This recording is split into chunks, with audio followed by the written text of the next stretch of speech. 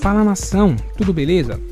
Antes de começar o vídeo, queria só pedir a vocês que curtem o nosso conteúdo, que façam algo bem importante que vai nos ajudar muito, que seria se inscrever em nosso canal, ativar o sino para não perder nenhuma novidade, deixarem um like para o YouTube entender que vocês curtiram o vídeo e querem continuar recebendo conteúdo como esse, e por fim, que vocês comentem também o que vocês acharam. Isso vai contribuir bastante para o crescimento do nosso canal e para a gente continuar trazendo conteúdo de qualidade para vocês. Feito isso, vamos pro vídeo. Aqui com a gente. Separados por Roque Júnior? Exatamente. O Roque é o líbero, né? Isso, vai comandar o trio de defesa. Aí. Um braço para cada lado já. Isso aí. Hoje em dia tá difícil, hein, Roque? Esse negócio de usar braço e ficar perto do rosto, o pessoal já vai fingir que acertou, mesmo que não tenha acertado. E aí vai ficar feio para você. Boa noite, amigos. Vou começar pelo Crepaldi, só porque tá do lado de lá, enfim, aquela ordem, né, do nosso alfabeto, da esquerda para a direita. E o Palmeiras é o mandante, o Sardinha lembrou bem. Então, boa noite para você, Crepaldi. Tudo bem? Fala, Rafa. Tudo bem? Um abraço para você, para o Mansur, para o Roque, para o Caê, lá no Uruguai. Estamos aí, estamos prontos para falar sobre esse grande jogo, essa grande final, amanhã, 5 da tarde. O Palmeiras já fez os últimos ajustes, treinou na tarde desta sexta-feira. E a gente fala bastante aqui sobre essa decisão que promete ser histórica, né? Palmeiras e Flamengo, os dois brigando pelo tricampeonato, um jogo para entrar para a história amanhã em Montevidéu.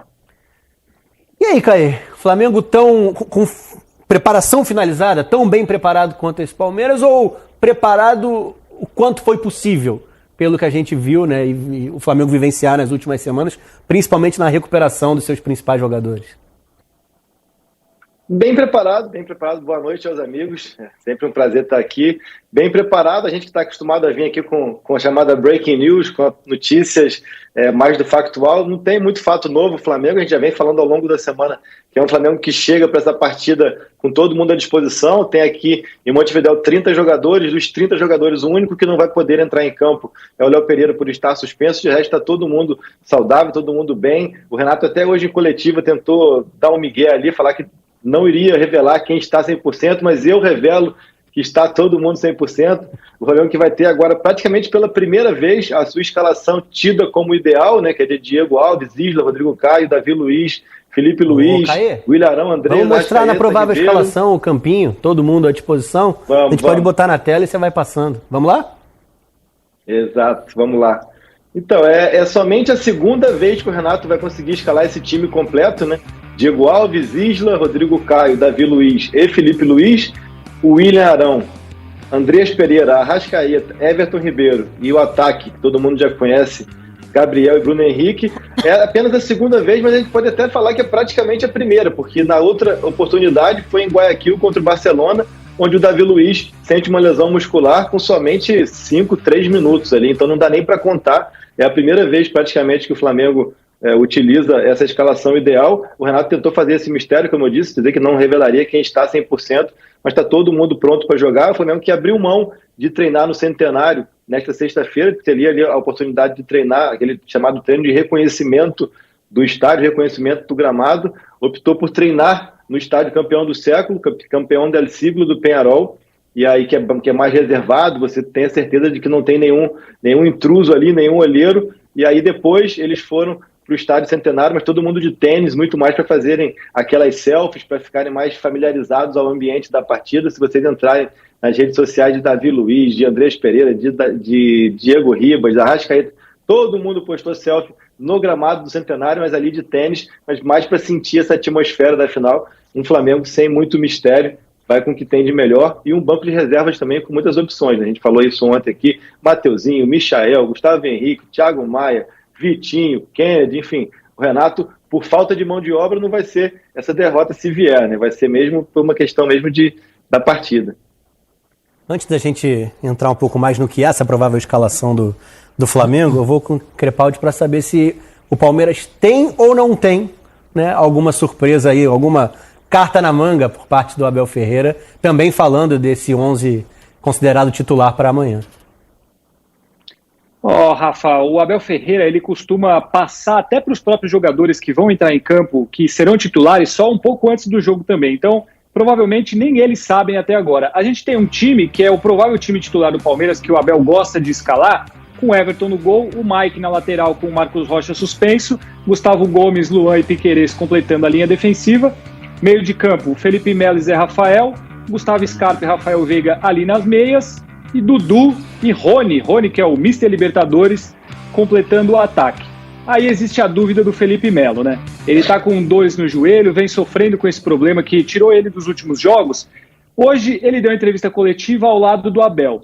Ele disse que vai para o jogo, que tá bem, que o ano passado não foi uma fratura que tirou ele do jogo contra o Santos, na decisão do ano passado, que foi nesse ano, né? Não foi uma fratura que tirou o Felipe Melo do jogo contra o Santos, e agora é uma situação muito mais confortável. O Abel encheu o Felipe Melo de elogios, falou que ele tem aura de títulos e que é para ele se preparar que ele vai jogar. A gente não tem como cravar, em final a gente sabe como é que essas coisas funcionam.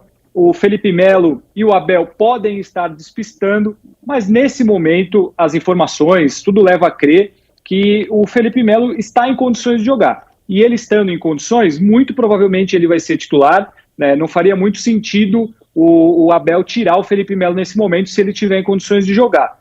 Com relação à surpresa, muito difícil que apareça alguma coisa diferente no time do Palmeiras. O Abel testou algumas opções durante os jogos do Campeonato Brasileiro, o Gustavo Gomes jogando como lateral direito, fez algumas mudanças, mas qualquer coisa diferente desse time que apareceu na tela agora seria uma surpresa muito grande. Talvez o Danilo entrando no lugar do Scarpa, fazendo o time um pouco mais fechado, seria algo mais normal. Mas fora isso, aí sim seria uma surpresa bem grande. Mansur, teremos surpresa? Grande ou não nas escalações de Flamengo e Palmeiras? Será? Qual é a questão? Não seria algo que ia fugir ao habitual? Ao habitual não, seria algo inédito na trajetória do Abel com esse Palmeiras? Ele fazer pequenas adaptações, seja no posicionamento em campo, ou seja nos mecanismos do time, ou até em nomes, em função de um adversário, especialmente quando ele está em um jogo decisivo ou contra um adversário bastante poderoso, né? Como é o caso nessa final de Libertadores. Agora, de fato, todo esse momento de recuperação que o Palmeiras teve após uma baixa de rendimento na temporada, ela se deu com esses 11 e fundamentalmente com essa característica de ter Scarpa e Veiga juntos num time com 2 meias e mais 2 jogadores, 2 atacantes com uma característica de velocidade. A minha dúvida é o seguinte, é ver que cara, não só os nomes, mas é fundamentalmente que cara o jogo vai ter. É fato que o Flamengo, em dado momento, veio para trás especular em muitos jogos com o Renato e se mostrou forte com o Renato, por vezes contra-golpeando. Mas é muito a cara desse Flamengo e da memória desse time nos últimos anos ser um time que toma a iniciativa e que fica mais tempo com a bola. Assim como é muito o DNA desse Palmeiras, embora tenha tido momentos de evolução com um pouco mais de elaboração, porque essa escalação por vezes conduzia a isso, mas é muito o DNA desse Palmeiras ser um time forte defensivamente e com um ataque ao espaço. E o cenário do jogo é muito tentador para que o Palmeiras seja isso, né? Porque você choca talvez a grande virtude desse Palmeiras contra a grande deficiência, a grande dificuldade desse Flamengo, que é a recomposição defensiva, a transição defensiva após a perda de bola no campo de ataque. A minha dúvida é como, com esses nomes, o Palmeiras vai tentar repetir contra o Flamengo a capacidade de negação de espaço e de solidez defensiva que teve, por exemplo, na semifinal contra o Atlético. Porque tem algumas características diferentes de escalação em relação àquele jogo, né? Teve linha de 5 na segunda partida, enfim, teve algumas características diferentes. É ver como o Palmeiras vai fazer isso. Agora, eu acho muito natural que o Palmeiras tente conduzir o jogo para esse terreno. Pelo menos é a minha expectativa em relação à cara do jogo. Ô, Roque, e se a gente confirmar esses 11, né, as 2 escalações que nós mostramos aqui como prováveis no troca de passes, você vê como sendo efetivamente as melhores escolhas de parte a parte para essa decisão? Eu acho assim, do Flamengo, sim, Rafa, é o time que a gente pegando jogador por jogador, é o time que é esperado, né? E para a maneira do Flamengo, eu acho jogar também. Vejo mais o Flamengo tentando ter a bola do que no modelo de jogo onde ele gostaria de ter a bola, diferente do Palmeiras, né? Onde normalmente marcam-se um pouco mais baixo e usa-se o espaço. Quanto ao Palmeiras, no último jogo contra o Atlético, né, Mineiro, me chamou a atenção muito o Wesley, né?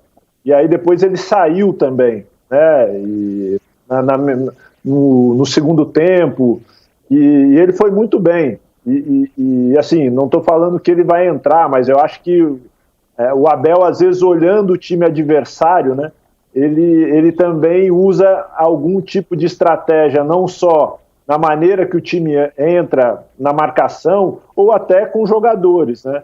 Eu acho que o Wesley, para esse tipo de jogo de velocidade, aonde o Flamengo pode ter uma dificuldade quando perde a bola, né? E o Palmeiras, ele é muito direto, né? Então pode ter esse espaço. Eu acho que o jogo passa por aí.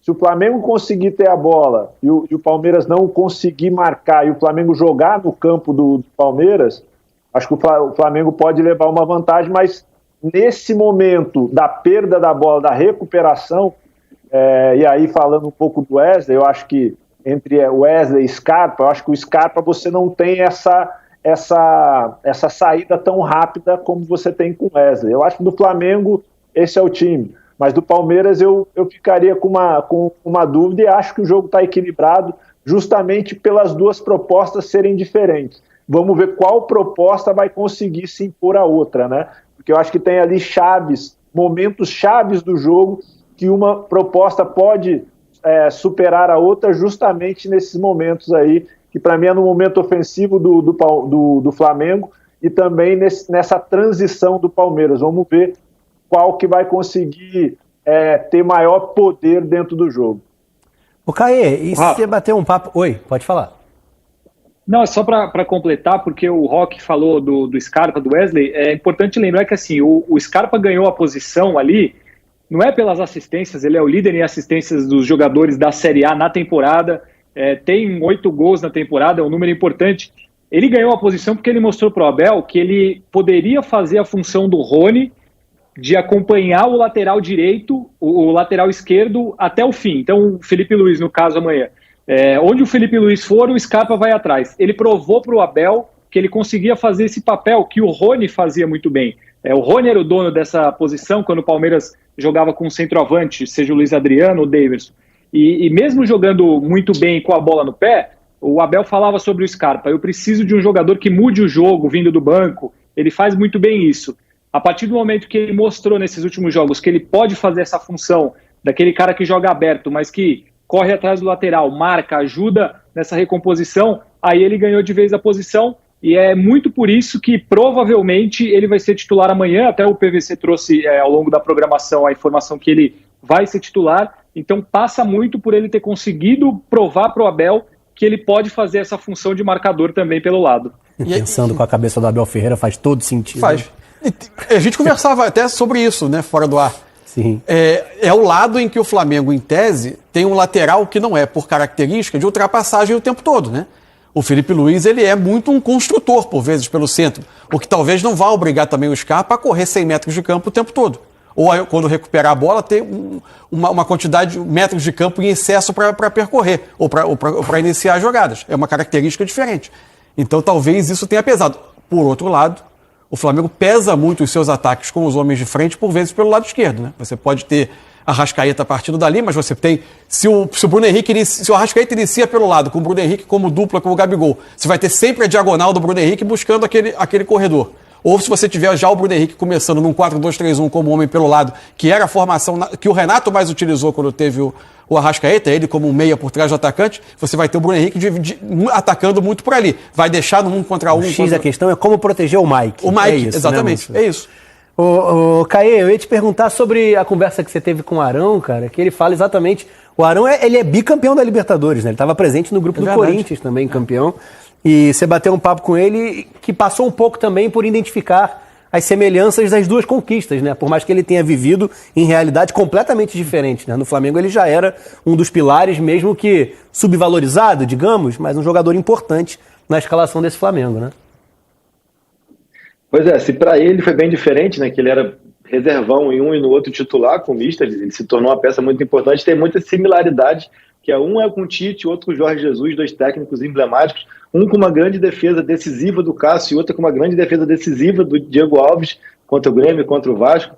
Gabigol como herói, Sheik como herói, Boca de um adversário de uma, River de outra, também legal o bate-papo lá no GE, fica aí a sugestão. E eu trouxe para vocês aqui uma resposta dele muito mais sobre a percepção do jogo dele. A gente falou a percepção dele do jogo, da final. A gente até comentou que muita gente, ao longo desses 2 meses, atribuiu favoritismo para um, para outro. E o Ilharão, que tem uma percepção de jogo muito interessante. Vale lembrar que o Ilharão, Felipe Luiz e Diego Ribas fazem curso de técnico da CBF. Ele trouxe essa percepção dele do jogo e de que em 90 minutos qualquer prognóstico de favoritismo nada mais é do que gato mestrice, né? Então a gente vai escutar essa resposta que eu achei bem interessante.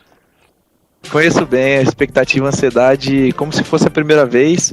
Essa daí já tá na hora de renovar. Eu tenho uma aqui também que já tá na hora de renovar também, que tá desse jeito aí. Tô cuidando com carinho. Mas, se Deus quiser, eu vou conquistar mais uma para poder fazer parceria a essa daqui que tá aqui em casa também. Essa de 2019 totalmente diferente, né? 1-0, final única, campo neutro, né? Aquela tensão, 1-0 contra, cara, faltando, sei lá, 5 minutos para acabar o jogo. Acontece tudo aquilo, né? Eu lembro que eu no banco eu só falava que a gente ia ser campeão, cara. Acho que é uma das poucas vezes que eu falo isso, talvez seja a primeira vez que eu falo isso, né? Eu depois que eu saí do campo, né? Eu só fiquei repetindo, cara, a gente vai ser campeão, a gente vai ser campeão, a gente vai ser campeão, a gente vai ser campeão, a gente vai ser campeão. Eu não conseguia parar de falar.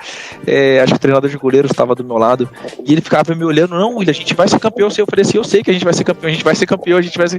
E aí sai o primeiro gol e depois sai o segundo, cara, uma emoção muito grande, assim, foram obviamente 2 momentos distintos, né, todos 2 com final feliz, e espero que também esse seja. A gente vê que é um jogo só, muita coisa pode acontecer, o cara pode tomar uma decisão errada e porque é ser humano, porque acontece com qualquer um, e mudar o destino da partida, ser expulso, entendeu? Um gol cedo pode mudar o destino do jogo.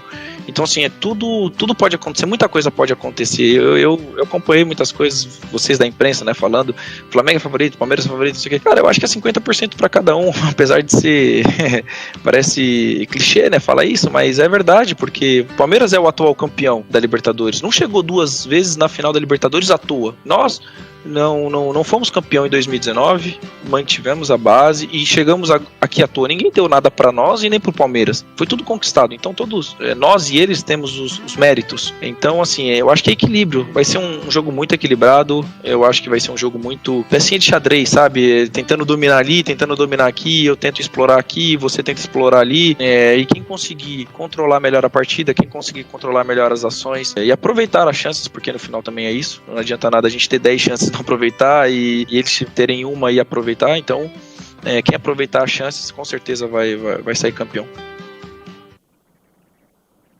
Ele falou aí a questão do nosso bordão do Barreto, vocês da imprensa, né? E a gente tem que dar total razão a ele. A gente está há 2 meses aqui debatendo momentos que a gente também tem que debater, mas realmente é um jogo de 90 minutos onde qualquer prognóstico é difícil de fazer. É um jogo muito equilibrado, 2 times muito cascudos e o Ilharão, em especial, o jogador mais experiente no Flamengo desse elenco, 330 e tal jogos, enfim, jogador, uma peça muito importante para essa partida.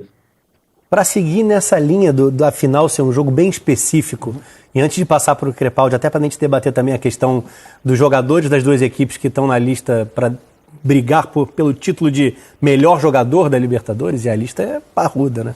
Os caras jogam muito.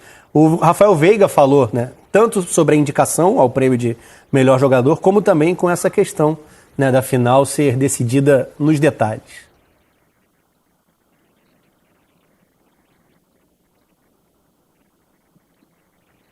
Nós não temos a sonora do Veiga, mas a gente pode falar sobre ele e sobre essa questão.